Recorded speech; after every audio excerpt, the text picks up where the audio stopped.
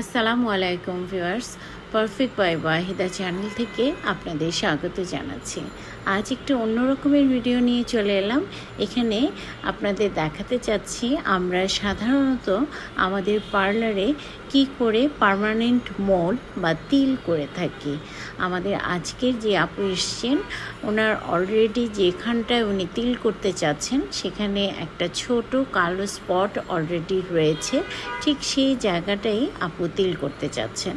So আমরা তিল করার শুরুতেই জায়গাটা খুব ভালোভাবে ক্লিন করে নেই, আর সেটি আমি আপনাদের দেখাচ্ছি কী করে আমরা ক্লিন করে নেই মেকআপ রিমুভার দিয়ে। যেহেতু আমরা মেয়েরা একটু টুকটাক মেকআপ করেই থাকি, সো যে কোনো ধুলো বালি ময়লা বা মেকআপ থাকলে সেটি যাতে ভালোভাবে আমরা ক্লিন করে নিই, সেজন্য আমি মেকআপ রিমুভার ইউজ করেছি। তারপরই আমি স্কিনকে ক্লিন করার জন্য এবং আরও বেশি হাইজিন মেনটেন করার জন্য আমি হেক্সিসোল দিয়ে আর একটু ক্লিন করে নিলাম। এবারে আমি সেখানটায় লোকাল অ্যানেস্থেশিয়া একটা অয়েনমেন্ট ক্রিম লাগালাম, যেটি অল্প সময়ের জন্য জায়গাটা একেবারেই পেইন আসবে না এমনভাবে আমি ক্রিমটি লাগিয়ে নিলাম।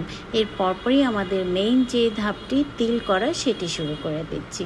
সো আমরা একটা পেনের মাধ্যমে তিলটি করছি। আপনারা দেখতে পাচ্ছেন ঠিক যে জায়গাটাতে আমরা তিলটা করতে যাচ্ছি, জাস্ট সেখানটাই আমরা মেশিনের মাধ্যমে পার্মানেন্ট তিলটি করে থাকি।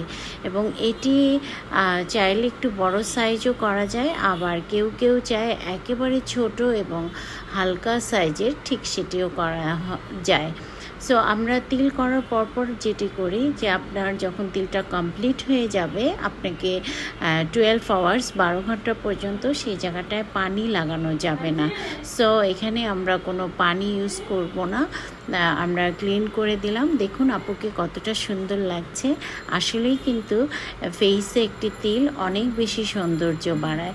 সো ভালো থাকবেন, যারা চাইছেন তিল করতে চলে আসবেন পারফেক্ট বিউটি পার্লারে।